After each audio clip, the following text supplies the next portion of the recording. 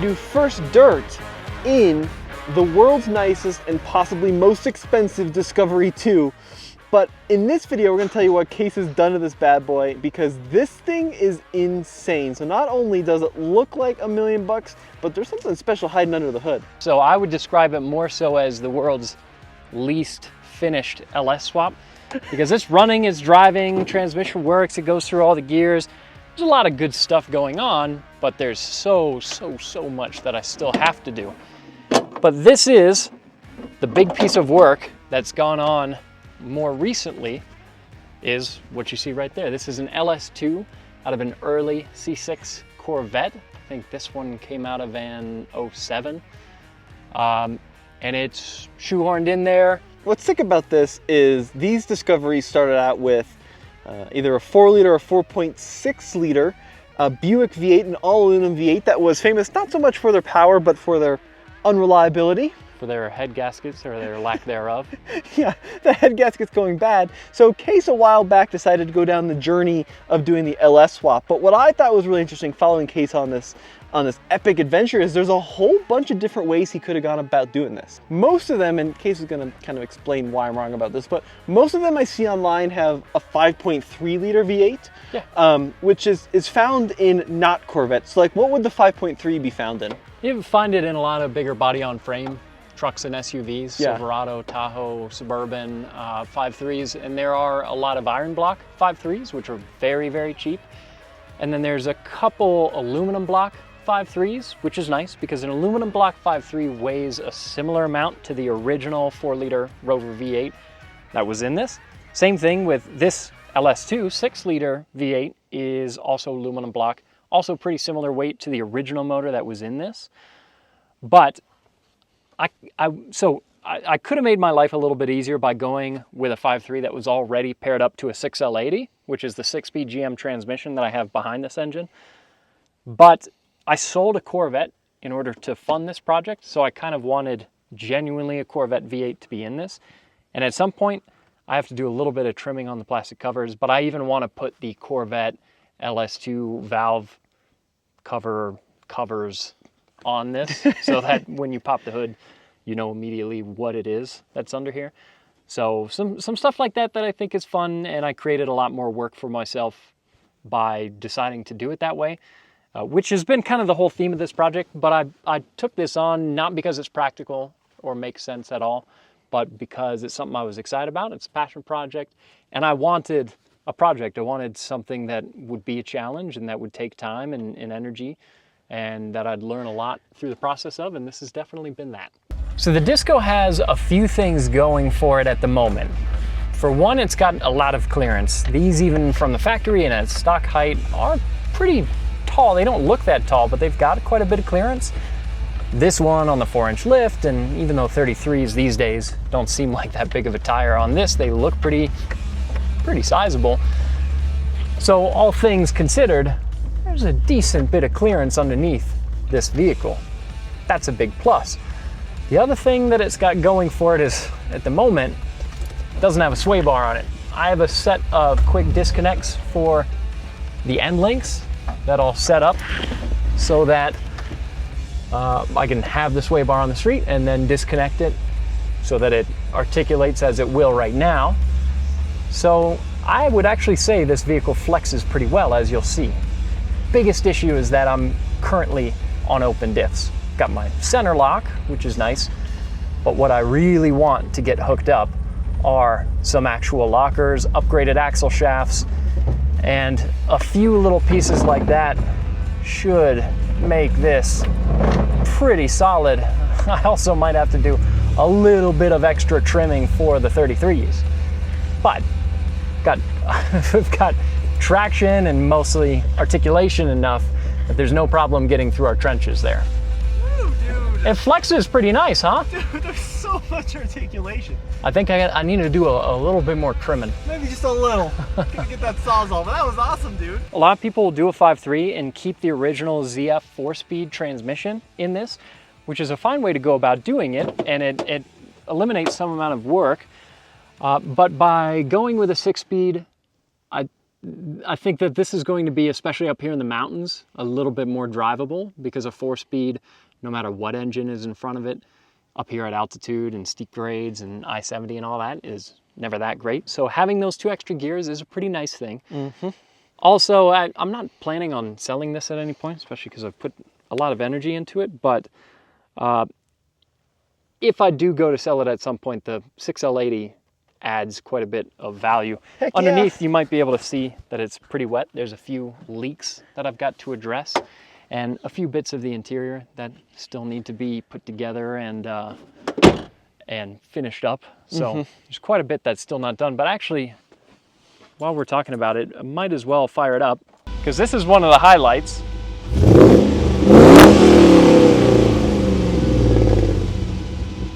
So it's got... That's so cool. It's got a good little rumble to it. Oh, dude, this thing came out so cool. And I mean, we were talking off camera. What I think is super cool about this, and Kase is way too humble when the camera starts rolling, but Kase went ahead and when did... the camera starts rolling. Well, yeah, it's true. Did the vast majority of the work on this thing. I mean, I'm super, super blown away, dude, that you were able to kind of put this together yourself, which is just awesome. There is credit where credit is due. There's a lot of stuff, a lot of the hard stuff on this, some of the fabrication and some of the wiring that I didn't do. Buddy of mine, Connor, and also our buddy Jordan Townsend, who we've filmed with a couple times, they helped me out a ton. And even our buddy Andy helped me split apart the transfer case and reseal everything. So behind that 6-speed GM transmission, there is the original LT230 transfer case in this, which is cool because that's actually a pretty durable piece.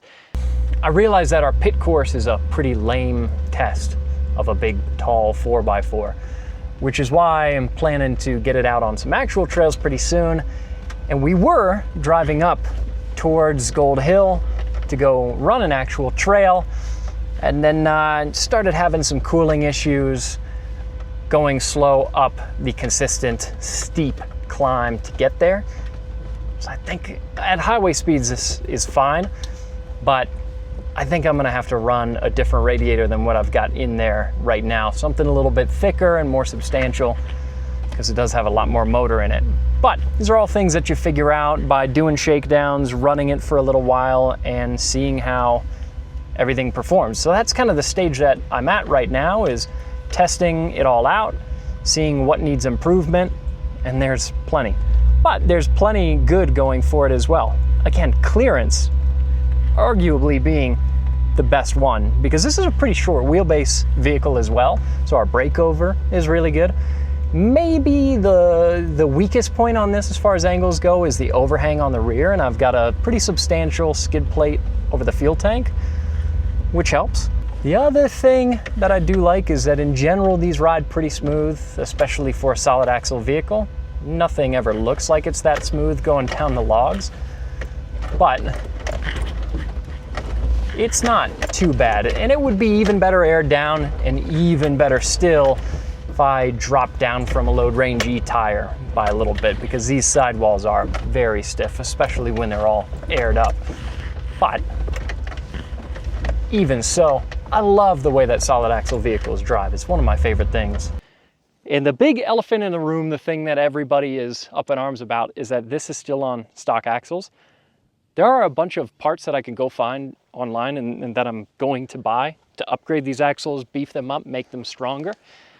Because people run these, especially overseas with tuned up diesels, the TD5s, people will run these overseas with quite a bit more torque than stock, quite a bit bigger tires than stock, and run them pretty hard. The extra power that's in this engine, I'm not really planning to use that off-road so much as on the highway to get to trails and making it more drivable. And look, ultimately, if I'm snapping axles every single time I take this out, which I really don't think is gonna be how it goes, but if that happens, worst case scenario, I'll figure out something else to run for axles. But if I can avoid it, I'd like to, because I don't want a set of Dana 60s that stick out a foot outside of the wheel wells on either side. Kind of walk us through what suspension you have on this. It's a Terra Firma kit. They make a lot of Land Rover parts. It's about a 4-inch lift, so it's a pretty big lift. And in that kit, it included a little bit of everything, Watts links, I put radius arms on it, extended bump stops. Yeah, every steering component from the firewall onward is new. The entire brake system has gone through. Yeah, so in the process of doing the swap, while certain things were accessible, kind of went through a little bit of all of it. So yeah, there's by the end of it, there's not going to be that much Land Rover left. The other thing that's going to be coming up very soon with this is I have a roof rack for it, which is cool because around back right now, there's Tommy's least favorite thing, which is a ladder to nowhere. Well, listen, I think you're going to have to put a rack on it, and then you're going to have to just start bolting crap to it. And then I will be on board with the ladder. It's funny, Tommy and I are the same way on this. We don't usually like it when we see a 4x4 that's got 5 shovels and 6 Rotapacks and 10 Max Tracks and everything bolted to the outside of it, unless it's a Land Rover. Yeah. Because we were so trained on Camel Trophy and those clips from back in the day that we love Land Rovers with small tires, roof racks, and a bunch of stuff on them. Heck yeah, dude. Yeah, they just look right. So I have a roof rack. I've got a steel rear bumper. I've got rock sliders. There's all kind of stuff that I have to get around to. It's, again, some of the many things on the list. So how this looks and how this functions right now, it's not at all how it's going to look and function for the most part, at least to my eye, in a couple months. And some visual things that just look so right. So these wheels and tires, what size are these guys? It's a 33-inch Falcon Wild Peak and Terra Firma steel wheels. Nice. It's a pretty heavy setup, especially because this is a load range E tire. 1552, their analog wheel that kind of looks like a Steely, but it's an alloy. It's got a really cool design. That wheel is finally available in the bolt pattern for this. Nice. So at some point soon here, soonish hopefully, I'm going to get the 1552s, and I think I might try some of the Mickey Thompson Baja Bosses because I've heard a lot of good things about them, and they're 3-peak rated, and they look pretty good. So even the wheels and tires are going to change, but I'm going to stick with the white top because I think that's a big part of the look of this, and that I don't want to go away from. And this front end is cool too. So this is a ARB, right? Yeah, ARB bumper, a Warn winch, some Kase daylighters, the LED version of the daylighter. Oh, look at that! Which is pretty neat. It's a nice light. Sick. And then I've got the Factor 55 Ultra hook that's also yellow, so it kind of more or less matches the color of the stone guards on the lights on the bumper. Yeah. The other thing that I want to mention, this is an important bit to me, is that of all the stuff, all the brands, all the things that I'm talking about that are on this, there's not a single dime or a single piece of this vehicle that is from anywheres or anyone else. Yeah. Granted, this ARB bumper was a Christmas present, not from ARB. That would have been cool. My dad, thanks. No, but, dude, that's so, I mean, it's true. Like, this is totally your thing. It's 100% unsponsored. It's not a TFL rig. It's all Kase's hard-earned money. So that's pretty cool too. And that's part of the reason that there haven't been videos as I've been working on this, because working on this is hugely time consuming. And if they paid me to make videos of working on this, they would get very little value out of it. So this has been 100% on my free time, and I'm happy to make videos with it while I'm at work, but it's kind of been a project for myself. It's not really for YouTube. So that's why it's been mostly behind the scenes. And I want to talk about this color too really quick. This is like, look, Kase, I think, has built, in my opinion, the best looking Discovery II I've ever seen, and I've seen a bunch of them, but I think that this color combo with the white wheels and the white roof is super cool. And who did the wrap, and kind of walk us through what's going on with this guy? Yeah, it's our buddy Shane at Innovation Installations. He's wrapped a bunch of our company vehicles, so he did the vinyl wrap on this, and he's even going to come out soon to re-wrap a couple little pieces because I picked up some pitting and some nicks here and there, which happens, especially when you're working on this stuff and when it's sitting out in the sun and maybe some fluids get on it, knead into it a little bit. It's one of the perks of having vinyl is that you can peel and rewrap some pieces. So this color it's an Avery Dennison material. And I like the color a lot. I can't even take that much credit for the way that this looks because there's a company that builds some really cool Discoveries, and I think they're maybe based out of Washington. They're called Revel Machines, and they posted these renderings, and they've now actually built this entire Discovery that's kind of a sage green with a white top, those white 1552 wheels, and the daylighters on the front end. And as soon as I saw that, I said, I might have to list my Corvette and try and build something along those lines. Along the way, I've personalized it and made it my own, especially when the roof rack and everything goes on. It's going to look different from the one that they built, but that was some of the inspiration. Well, it looks super, super cool. And why don't you hop into the driver's side? Let's talk about the inside a little, because with that LS swap, as Kase mentioned, there are some changes. And my favorite thing, which is wild, is the shifter in this. Yeah, this is a Locar shifter, which is cool. It's a cool piece of equipment, and it's nicely made. Everything is really pretty well put together. It's got a tap shift function, which is what these wires are for, and that I have to hook up, and then I'll be able to mount up my window switches here, actually get them installed into the console and make a little shifter boot, clean all that up. So that's one of the pieces that's kind of unfinished. For most of the rest of the interior, I've tried to keep it relatively straightforward and stock. The gauges I'm working on right now, getting all hooked up. So the tach is technically connected, but I have to change some of the translation, the output and the input, because right now it's reading double the revs that it is actually at. I have to my left, I can show it from here, this screen that comes with the Holley Terminator kit that's running all of this, and that screen, when I flip the ignition on, shows me a bunch of information. I can go and customize the gauges, so I've got all kinds of stuff, temperatures, air-fuel ratio. Well, right now, since it's not running, there's a bunch of parameters that are, out from what they should be. But that screen gives me a bunch of information, and then as time goes on, I'll get these gauges working a little better as well. And then stuff like radio hooks up to my phone through Bluetooth. There's this little part called Gram Audio that lets you hook it up to your phone, so I can use the original radio and even still the steering wheel controls, play my music.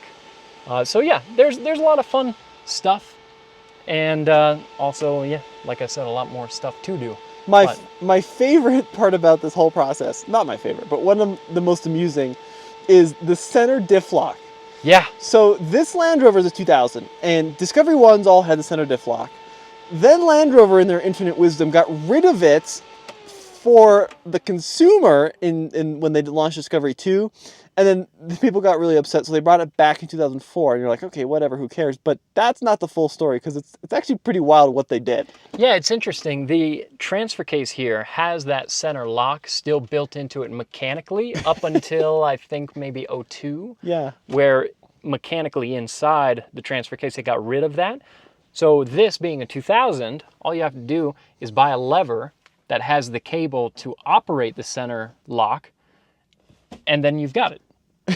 And in fact, it's so integrated into this that there is even a light in the gauge cluster that lights up right there to let you know that the center is locked up, which I have it locked up right now, and I've got it in low range right now because we're about to go do the little pit course. So they actually gave you that from the factory to let you know when the locker is engaged, except they didn't end up in the production vehicles giving you the lever to lock it. Which is insane. Yeah, which is pretty ridiculous. That's so crazy. So the first time I locked up that center locker and saw that light pop up, it gave me a little chuckle. It's a little strange. Yeah. Now, I think what's cool about what Kase has done here, and like, I know it's a work in progress, but he's eliminated a lot of like the aero lights on the dash already. And there's still probably more that he'd like to do, but like you were saying that you were able to get rid of some of the faults that it was throwing because it doesn't have its original transmission. Exactly. The original engine and transmission aren't in here anymore, so naturally there's going to be a few lights that pop up on the dash saying, "What's going on, man?" And yeah, so I went into the wiring going into the back of the gauge cluster, fed power to a couple of wires that want to see power for those warning lights to go away. And now they've gone away. So Yeah, easy enough. And the last thing I want to talk about before we hit the trail, here, we can hop out. So these Land Rovers have some really cool things from the factory that Kase has retained, like solid axle front and back, which is awesome. They have a ton of articulation, which hopefully we'll see in the trenches. But these also had, for the time, a fairly advanced traction control system. Yeah, and that traction control system is partly dependent on signals, I think maybe just throttle position or something from the engine, the original engine. So since that original engine is gone, the traction control system is gone. And that's the idea of doing lockers at some point. Because as decent as that original traction control system was, I would rather have lockers, and I would rather have a V8 that's less likely to blow head gaskets, has 2 more gears behind it, and double the horsepower. So that was a trade-off that I was willing to make. But we might see today in our trenches, if I get fully articulated, some spin. And at the moment, the front and rear diffs are completely open. Yeah. So there may be a little momentum being used. And then last thing, we haven't actually said the number. So do you remember what this thing would have had horsepower when it was new? Yeah, it was 400 horsepower stock. The reason I didn't go for an LS3, if I remember right, an LS3 is 420 horsepower, something like that. And they're quite a bit more expensive than LS2s. So I didn't want to pay another $1,000 or $2,000 for another 20 horsepower. I also kind of like the fact that it's an LS2 Discovery II. That matches up, but it mostly just saved me a little bit of money. And so what was the 4.0 stock? Like 200. Yeah, it was like 210 or something. Not much. Yeah, so he's literally doubled the power. Well, let's do this, Kase. I'm gonna hang on out here. We'll give you some cameras, and then we'll take it through first dirt in the Onyx Off-Road, Andre's trenches, and well, I don't know. We'll do rocks and some other fun stuff too. Why not? Yeah, exactly. I want to go run some trails soon, some legit trails, and Tommy and I are going to Moab coming up pretty soon.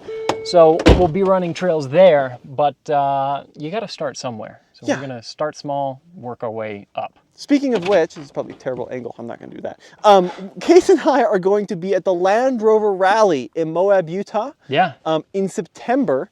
I think it's like the September 22nd to 26th. So we're going to be there like Tuesday, Wednesday, Thursday is our goal. So if anyone's crazy enough to be watching this video who cares about Land Rovers, hopefully we might make it out there. Yeah, the goal is to bring this and Tommy's LR3, and if all goes well, that'll be how we end up. But there's still a lot of shakedown I have to do on this to make sure all the hoses are going to stay attached and nuts and bolts stay together and nothing overheats and all of that. So we'll find out. Fingers crossed we make it in one piece. But certainly, if you want to see more footage of this Land Rover doing its thing on harder trails, that's going to be coming up when we head off to Moab. What do you think, right or left? What's harder? I do left. Yeah, right on. There's a couple rocks that are taller on the right, but they're stacked up such that there's not much drop in between them.